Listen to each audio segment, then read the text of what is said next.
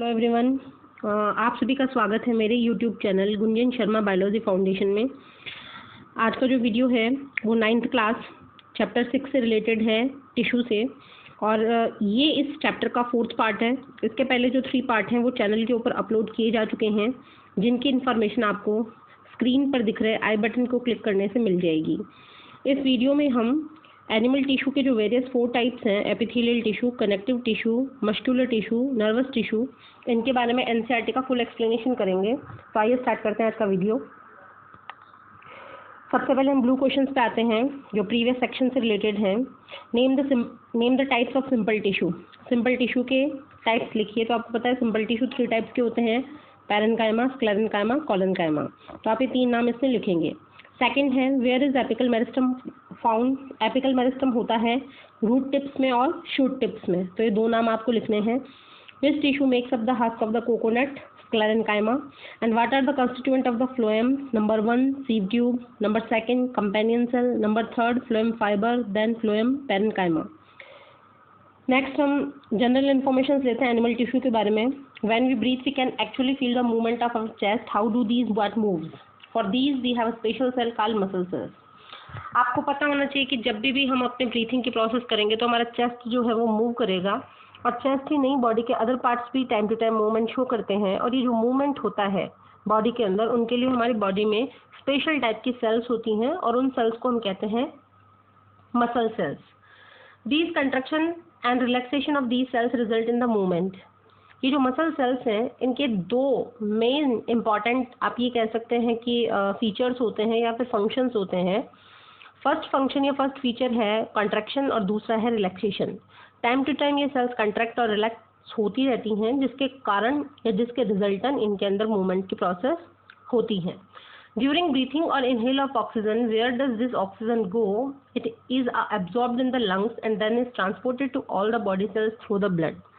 आपको पता है कि जब हमने इनहेलेशन की प्रोसेस की, यानी कि अंतः श्वसन किया, सांस को अंदर लिया, तो हमने ऑक्सीजन गैस को एब्जॉर्ब किया। नेक्स्ट क्वेश्चन ये आता है कि ये ऑक्सीजन जाती कहाँ है? तो ऑथर ने खुद ही इसका उदाहरण देकर आपको बताया कि ऑक्सीजन जो है लंग्स में एब्जॉर्ब की जाती है। अगर हम डायग्रामेटिक फॉर्म में देखें तो सपोज दैट ये these are the nostrils, these are the nasal passage, and this is the trachea. These bronchs divided into bronchioles, and each bronchiole converted into sac-like structure which is known as the alveoli, and these are the lungs. तो इस तरीके से respiratory structure जो बनता है, तो इसमें जो ऑक्सीजन हम इनहेल कर रहे हैं वो ऑक्सीजन रेस्पिरेटरी ट्रैक्ट को क्रॉस करती हुई फाइनली कहाँ पर आएगी? एल्वियोली में। और alveoli is the part of the lungs. तो जो एक्सचेंज ऑफ गैसेज है वो एल्वियोली में होता है, और लंग्स ही इस ऑक्सीजन को क्या करते हैं? एब्जॉर्ब करते हैं। Next, why would cells need oxygen? जो एब्जॉर्ब किया तो ऐसी क्या ज़रूरत हुई सेल्स को कि उनको आवश्यकता हुई ऑक्सीजन की? इस प्रश्न का उत्तर आपको इस बात में मिलेगा कि माइटोकॉन्ड्रिया का फंक्शन क्या होता है। आपने प्रीवियस जो चैप्टर पढ़ा था 5th सेल वाला, उसमें आपने देखा था कि माइटोकॉन्ड्रिया जो है वो power house of the cell कहलाता है, क्योंकि उसके अंदर एनर्जी लिबरेट होती है in the form of ATP. तो यही प्रश्न हमारे लिए आवश्यक है, इसका उत्तर आवश्यक है कि ये जो एनर्जी है जो ऑक्सीजन के रूप में हम ले रहे हैं, ऑक्सीजन क्या करेगा? जो फूड हमने लिया C6H12O6 उसके साथ में रिएक्शन करेगी, मीन ऑक्सीडेशन की प्रोसेस होगी। रिजल्टन जो प्रोडक्ट्स बनेंगे वो बनेंगे CO2 H2O प्लस एनर्जी। मतलब अगर हमने ऑक्सीजन ली है बॉडी में तो उसके रिजल्टन जो ग्लूकोज है उसका डाइजेशन होगा, कार्बन डाइऑक्साइड, वाटर और एनर्जी लिबरेट होगी। यानी कि एनर्जी बनाने के लिए हमें ऑक्सीजन की डिमांड होती है, हमारी सेल्स को ऑक्सीजन की डिमांड होती है, क्योंकि हम जो रेस्पिरेशन करते हैं वो रेस्पिरेशन होता है aerobic respiration. Blood flow and carry various substance from one part of the body to other. For example, it carry oxygen and food to all cells. It also collect waste from all part of the body and carry them to the liver and kidney for disposal. आपके सामने यहाँ से question उठ सकता है कि blood के functions लिखिए। तो पहला फंक्शन होता है कि ये फूड और जितने भी एसेंशियल गैसेज हैं उनको बॉडी को ट्रांसफर करता है। नेक्स्ट है कि ये जो डिस्पोजल मैटर हैं या एक्सक्रीटरी सब्सटेंसेज हैं उनको कलेक्ट करके किडनी और लीवर तक लेके जाता है, ताकि किडनी और लीवर इनका डिस्पोजल कर सकें। Blood and muscles are both example of tissue found in the body. ये दोनों ही टिश्यूज हैं, ब्लड भी टिश्यू है, मसल्स भी टिश्यू है। On the basis of the function they perform can think of different type of animal tissue. हमने animal tissues का आगे क्लासिफिकेशन किया और इस आधार पर किया कि वो कौन सा फंक्शन प्ले करते हैं, such as epithelial tissue, connective tissue, muscular tissue and the nervous tissue. और हमने इनके फंक्शंस के आधार के ऊपर एनिमल टिश्यूज़ को 4 कैटेगरीज में डिवाइड किया। नंबर 1 जो है वो एपिथेलियल, सेकंड है मस्कुलर, थर्ड है कनेक्टिव, फोर्थ है nervous. Blood is the type of the connective tissue and muscle form the muscular tissue. तो ब्लड तो कनेक्टिव के कैटेगरी में जाएगा और मसल्स आएंगी मस्कुलर कैटेगरी में। पहला हम स्टार्ट कर रहे हैं एपिथेलियल टिश्यू। यहाँ पे 3 आपको डायग्राम शो किए हुए हैं, स्टोमक, और ये स्टोमक के अलावा ये आपको स्किन दिखा रखी है स्टोमक की एनाटॉमी की, और ये ऑटो जो एनाटॉमी के अलावा है ये बाहर वाली दिखा रखी है आपको, जिसको हम ये कह सकते हैं कि morphology. The covering of protective tissue in the animal body are called epithelial tissue. जहाँ जहाँ कवरिंग होती है वो एपिथेलियल टिश्यू होता है। Epithelium cover most organ and cavity. हमारी बॉडी के जितने भी ऑर्गन हैं, कैविटीज़ हैं यानी खालिस्तान हैं, वहाँ पर कवरिंग बनी हुई होती है एपिथेलियम की। It also form an barrier to keep different body system separate. ये क्या करता है, एक तरीके से बैरियर की तरह वर्क करता है, और ये बैरियर के कारण ही हमारा जो ऑर्गन है वो बाहर के एनवायरमेंट से मतलब ये कह सकते हैं सेपरेट रहते हैं। जैसे ये स्टोमक है, स्टोमक के ऊपर ये एपिथेलियम की कवरिंग है, ये इसका इंटरनल एनवायरनमेंट है और ये इसका आउटर एनवायरनमेंट है। तो आउटर और इंटरनल एनवायरनमेंट के बीच में जो बैरियर की तरह वर्क कर रहा है, वो बैरियर की तरह वर्क कौन कर रहा है, एपिथेलियम। तो इस तरीके से एपिथेलियम जो है वो बैरियर की तरह बिहेव करती है। The skin, the lining of the mouth, हमारी त्वचा, बकल कैविटी की जो लाइनिंग है वो, लाइनिंग ऑफ ब्लड वेसल, जितने भी हमारे ब्लड वेसल्स हैं, आर्टरीज हैं, वेन्स हैं, कैपिलरीज हैं, उनकी जो लाइनिंग है वो, लंग एल्वियोली की जो लाइन है वो, और किडनी ट्यूब्यूल्स में जो पाई जाती हैं वो सब एपिथेलियल टिश्यू की बनी हुई होती हैं। तो ये पैराग्राफ आप इंपॉर्टेंट कीजिएगा, क्वेश्चन के फॉर्म में इसका आंसर लिखना है आपको कि what are the basic functions, what are the basic locations where epithelial tissue found. Epithelial tissue कहाँ कहाँ होता है, तो आपको ये लिखना है कि the skin, lining of blood vessel, lining of buccal cavity, lining of alveoli and lining of kidney tubule. Epithelial tissue cells are tightly packed and form a continuous sheath. इसके करेक्टर्स की बात करेंगे तो इनमें इंटरसेलुलर स्पेसेस नहीं होते, जिससे इनकी पैकेजिंग जो होती है वो बहुत टाइट होती है, कंटिन्यू होती है। They have only small amount of cementing material. उनके अंदर जो सीमेंटिंग मटेरियल है, जोड़ने वाले जो मटेरियल हैं वो बहुत कम पाए जाते हैं। And almost no intercellular spaces, intercell space होते ही नहीं है। Obviously anything entering or leaving the body must cross a least 1 layer of epithelium. किसी भी सब्सटेंस को अगर बॉडी के अंदर आना है या बाहर जाना है तो उसे एक लेयर एपिथेलियम की पार करनी ही पड़ेगी। As a result the permeability of the cells of various epithelia play an important role of regulating the exchange of material between the body and the external environment. आपने पिछले जो 5th चैप्टर था उसमें plasma membrane की study की थी, तो हमने बोला था कि plasma membrane selective permeable in nature. तो जो कोई भी मेम्ब्रेन है वो 3 टाइप से बिहेव करती है, परमेबल, सेमी परमेबल या इम्परमेबल। तो परमेबिलिटी जो है वो ट्रांसपोर्ट और एक्सचेंज में अपना इंपॉर्टेंट रोल प्ले करती है। नेक्स्ट ये डायग्राम आपको स्मूथ मसल सेल्स का शो हो रहा है। इसके बाद में ये आपको मसल दिखा रखी हैं जिसमें न्यूक्लियस शो है, और न्यूक्लियस के अलावा स्मूथ मसल का फाइबर है, ये स्पिंडल शेप आपको दिखा रखा है इसका। नेक्स्ट इसके बाद में है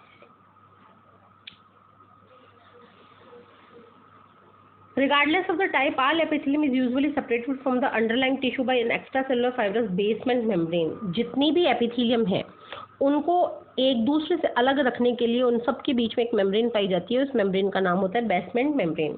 different epithelia show different structure and correlate with their unique function. Epithelial tissue भी आगे जाके अलग अलग प्रकार का होता है, उनके काम भी अलग अलग हो जाते हैं। For example in cell lining blood vessel, important कीजिएगा, ब्लड वेसल के अंदर जो एपिथेलियम है, लंग एल्वियोली में जो एपिथेलियम है, जहाँ दो चीज़ों का ट्रांसपोर्ट होता है, अकर थ्रू सेलेक्टिव परमेबल सरफेस, वहाँ की सरफेस कैसी होगी, सेलेक्टिव परमेबल होगी। वहाँ पे सिंपल फ्लैट टाइप की एपिथेलियम पाई जाएगी जिसको हम कहेंगे सिंपल स्क्वेमस एपिथेलियम। फर्स्ट आपको जो डायग्राम दिखा रखा है ये बहुत ही सिंपल और फ्लैट सेल्स हैं, ये 3 जगह पाई जाती हैं। ये आपकी जो लाइनिंग ऑफ ब्लड वेसल्स हैं वहाँ पाई जाती हैं, और उसके अलावा जो है जैसे कि लंग एल्वियोली हैं, जहाँ की जहाँ ट्रांसपोर्ट प्रोसेस होना है, किसी चीज़ को ट्रांसपोर्ट करना है, जैसे ब्लड वेसल्स में आपका ब्लड ट्रांसपोर्ट होता है, लंग्स के अंदर ऑक्सीजन और कार्बन डाइऑक्साइड ट्रांसपोर्ट होती है। तो जहाँ ट्रांसपोर्टेशन की प्रोसेस होगी वहाँ पे आपके जो फर्स्ट टाइप की एपिथेलियम पाई जाएगी, उसका नाम होता है simple squamous epithelium. Simple squamous epithelial cells are extremely thin, इसकी विशेषता पूछी जाए तो ये बहुत थिन होती हैं, फ्लैट होती हैं और एक डेलिकेट लाइनिंग यानी लगातार एक लाइनिंग बनाती हैं। द ईसोफेगस जो आपके डाइजेस्टिव सिस्टम से रिलेटेड है, and the lining of the mouth are also covered with the squamous epithelium. यहाँ भी ट्रांसपोर्टेशन की प्रोसेस होती है, फूड पार्टिकल्स हैं वो ट्रांसफर होकर एक प्लेस से दूसरे प्लेस पे जाते हैं, इसीलिए ईसोफेगस और माउथ ऑफ बकल कैविटी या lining of the buccal cavity के अंदर आपके स्क्वेमस एपिथेलियम प्रेजेंट होती है। The skin which protect the body it also made up of the squamous epithelium. जो स्किन है जिसने हमारी बॉडी को प्रोटेक्ट किया हुआ है, उसके अंदर भी आपको स्क्वेमस एपिथेलियम ही देखने को मिलेगी। Skin epithelial cells are arrange in many layer to prevent wear and tear. तो जो स्किन है ये विभिन्न प्रकार की जो हमारे बॉडी के अंदर चोट लगती रहती है, घाव बनते रहते हैं, वियर एंड टियर यानी टूट फूट जो होती रहती है, उनकी मरम्मत करने के लिए हर जगह पर प्रेजेंट रहती है। Since they are arranged in a pattern of layers, the epithelial is called stratified squamous epithelium. जहाँ ये सिंपल जो स्क्वेमस है, यहाँ देखिए अगर ये सिंगल लेयर में बनी है तो सिंपल स्क्वेमस है, जबकि यहाँ पर इसने क्या किया है, बहुत ज़्यादा लेयर्स में अपने आप को डिवाइड कर लिया है और लेयर के पैटर्न में ये प्रेजेंट है, तो ये कहलाएगी stratified squamous epithelium. Mean epithelium अब तक हमने दो टाइप की पढ़ी, पहला हो गया सिंपल स्क्वेमस, दूसरा हो गया stratified squamous. Where absorption and secretion occur, जहाँ पर किसी पदार्थ का एब्जॉर्प्शन होता है और उसका सिक्रेशन किया जाता है, जैसे कि इनर लाइनिंग ऑफ इंटेस्टाइन, जैसे इंटेस्टाइन में ऐसी चीज़ होती है। टाल एपिथेलियल सेल्स आर प्रेजेंट, वहाँ पर एपिथेलियम सेल्स जो होती हैं वो टॉल लंबी लंबी हो जाती हैं और पिलर शेप की हो जाती हैं, खंबे जैसी दिखाई देने लगती हैं। दीज कॉलुमनर, और इनका शेप कैसा होता है, कॉलम जैसा हो जाता है, और इनका जो फंक्शन है वो है facilitate movement of across the epithelial barrier. इनका जो काम है वो काम है पार्टिकल्स को मूव करना किसी भी बैरियर के दूसरी तरफ। In the respiratory tract the columnar epithelial tissue also has cilia. Respiratory tissue में ये जो कॉलुमिनर सेल्स हैं एपिथेलिया की, इनके ऊपर हेयर लाइक स्ट्रक्चर्स पाए जाते हैं जिनको हम कहते हैं सीलिया, और इसी सीलिया के कारण ये जो हेयर लाइक स्ट्रक्चर्स होते हैं सीलिया, उनके कारण जो है एपिथेलियल टिश्यू में मूवमेंट की प्रोसेस हो पाती है। दीज सीलिया कैन मूव, ये मूवमेंट करते हैं, and their movement pushes the mucus forward to clear it, और इनका जो मूवमेंट है वो प्रोडक्ट्स को, पार्टिकल्स को, म्यूकस को आगे से आगे मूव करवाता है। This type of epithelial is called columnar ciliated columnar epithelium. तो इस तरीके की जो एपिथेलियम होगी वो कहलाएगी सीलेटेड कॉल्यूमिनर एपिथेलियम। तो ये देखिए कॉल्यूमिनर एपिथेलियम आपको दिखा रखी है, स्ट्रेटिफाइड स्क्वेमस एपिथेलियम आपको दिखा रखी है। नेक्स्ट उसके बाद में हम बात करते हैं क्यूबॉइडल की। क्यूबॉइडल जो एपिथेलियम है वो क्यूब लाइक स्ट्रक्चर से बनी होती है, ये आपको दिख रहा है इसमें। Cuboidal this is found in the lining of the kidney tubule, kidney tubule के अंदर प्रेजेंट होती है। और डक्ट जो है सैलिवरी ग्लैंड्स की, सैलिवरी ग्लैंड हमारे बॉडी के अंदर माउथ में प्रेजेंट होती हैं। ये जो सैलिवरी ग्लैंड हैं ये आपके पैरोटिड ग्लैंड्स हैं, सब मैक्सिलरी या सब मैंडिबुलर हैं, इस तरीके से जो हैं, मतलब ये सैलिवरी ग्लैंड्स जो हैं सलाइवा का जो सिक्रेशन करती हैं वो हमारे माउथ में है, और इनकी जो डक्ट है वो डक्ट भी आपके क्यूबॉइडल एपिथेलियम से ही मिलकर बनी होती है। Epithelial cells often acquire additional specialisation as gland cells which can secrete substance at the epithelial surface. कई बार क्या होता है, सपोज दैट ये जो है ये एक तरीके से एपिथेलियम हमने बनाई, और ये एपिथेलियम जो है कहीं ना कहीं बीच में इनवार्ड, एक तरीके से ये कह सकते हैं इनवार्ड जाकर इस तरीके से राउंड रूप में आ जाती हैं, और राउंड रूप में आकर ये एक स्ट्रक्चर लेती हैं ग्लैंड का, और इस तरीके से एपिथेलियम हो जाती है ग्लैंडुलर एपिथेलियम।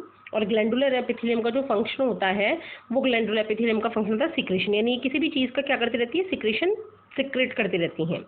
नेक्स्ट हम टिश्यू पे आते हैं, कनेक्टिव टिश्यू पे। Blood is the type of connective tissue, why would be called is connective tissue.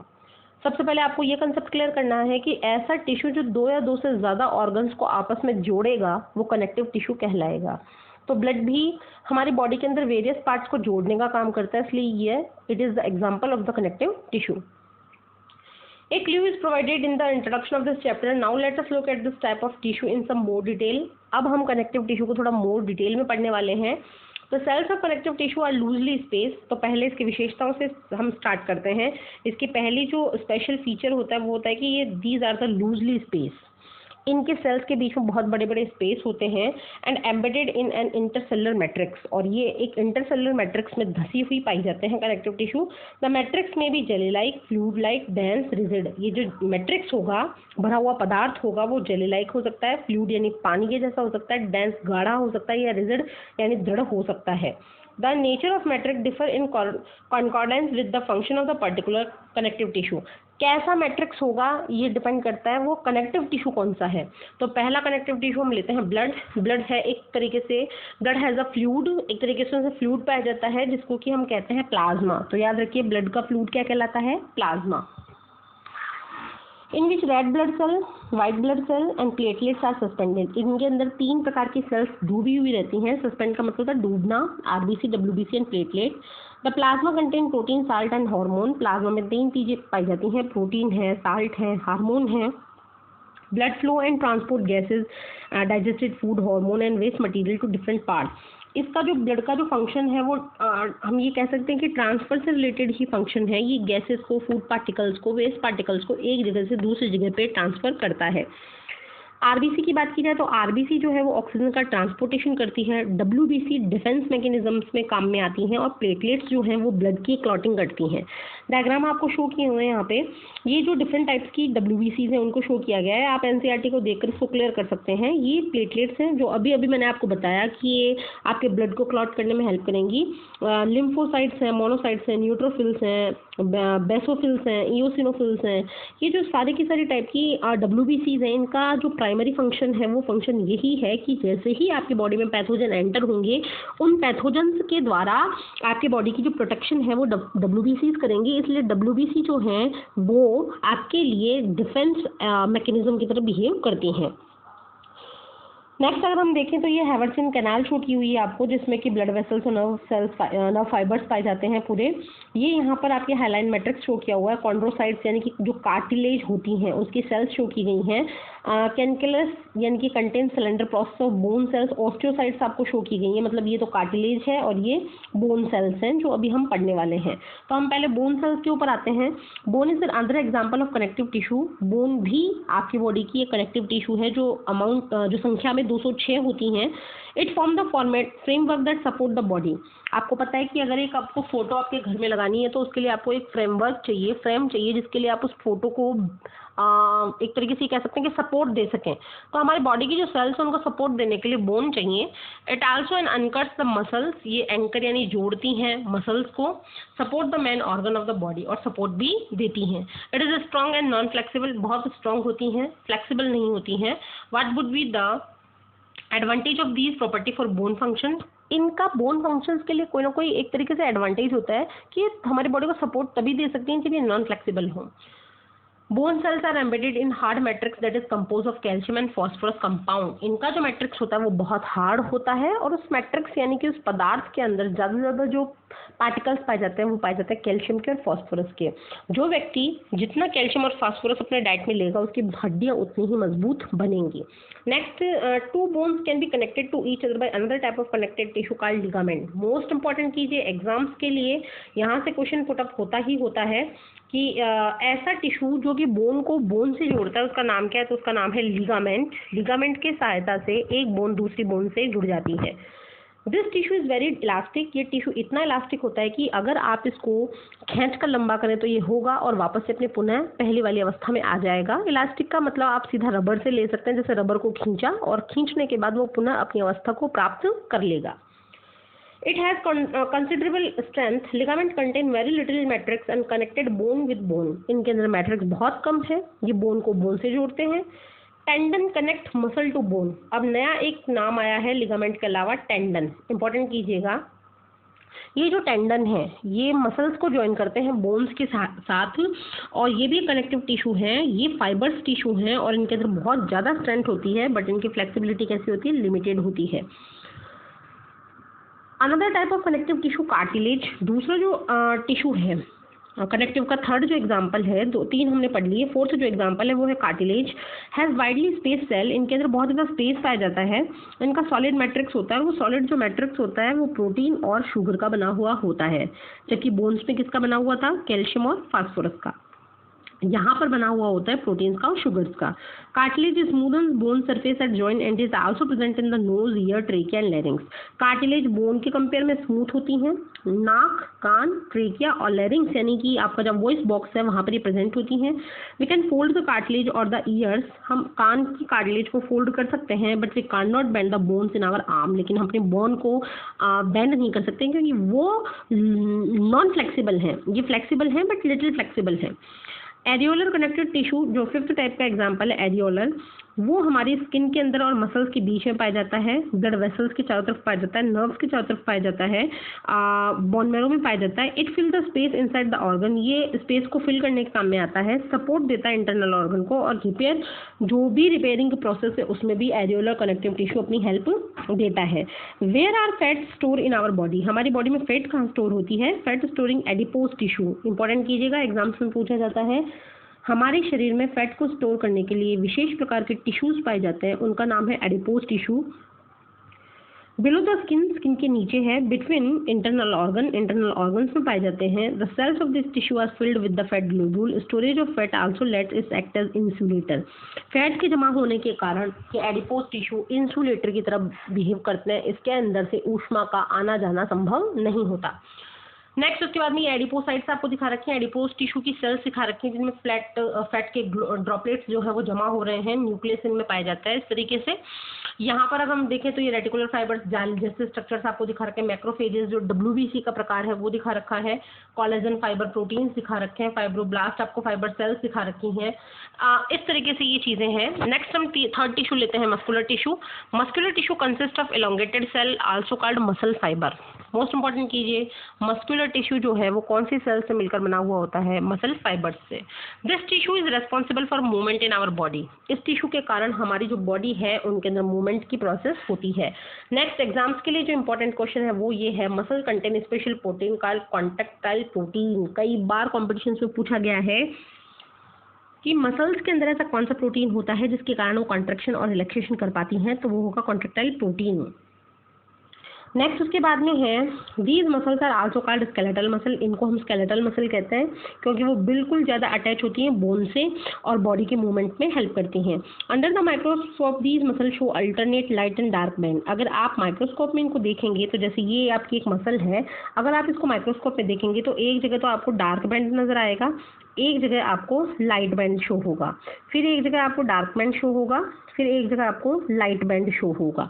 तो इस तरीके से ये एक के बाद में एक ऑल्टरनेट मैनर के अंदर लाइट एंड डार्क बैंड आपको इस मसल फाइबर में शो होते हैं, और इनको हम स्टेरिएशन का मतलब होता है धारियां, इनको धारियां भी कह सकते हैं। As a result they are called striated muscles, इसीलिए इन मसल्स का नाम होता है स्ट्रेटेड मसल्स, यानी कि धारित या जिनके ऊपर धारियां पाई जाती हैं वो मसल्स।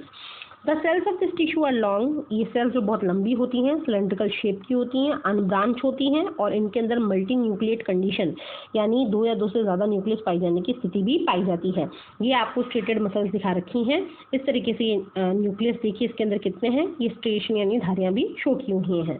नेक्स्ट जो आता है, the movement of food in alimentary canal और contain and relaxation of blood vessel are involuntary movement.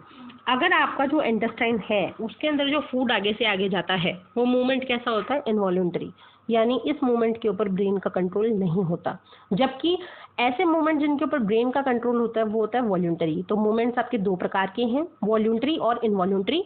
तो स्टोमक के अंदर और इंटेस्टाइन के अंदर जो मूवमेंट होगा वो इनवॉल्यूंटरी होगा, which cannot really start them to stop them simply by willing or to do so, जिनको हम चाह कर ना तो स्टार्ट कर सकते हैं ना स्टॉप कर सकते हैं। स्मूथ मसल, चूंकि वहाँ पर कौन सी मसल्स पाई जाती हैं? Smooth.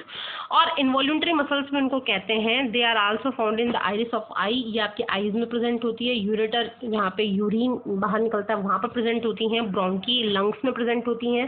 The cells are long with pointed end, इनकी सेल्स लंबी लंबी होती है और इनके एंड कैसे होते हैं? पॉइंटेड होते हैं, जैसे डायग्राम में दिखा रखे हैं। जब एंड पॉइंटेड हो तो वो शेप हो जाता है स्पिंडल शेप। यूनिन्यूक्लिएट कंडीशन होती है, सिर्फ हर सेल के अंदर एक एक ही न्यूक्लियस पाया जाता है। And they are also called unstriated, ये अनस्ट्रेटेड भी कहलाती हैं क्योंकि इनके अंदर डार्क और लाइट बैंड नहीं होते। नेक्स्ट उसके आगे,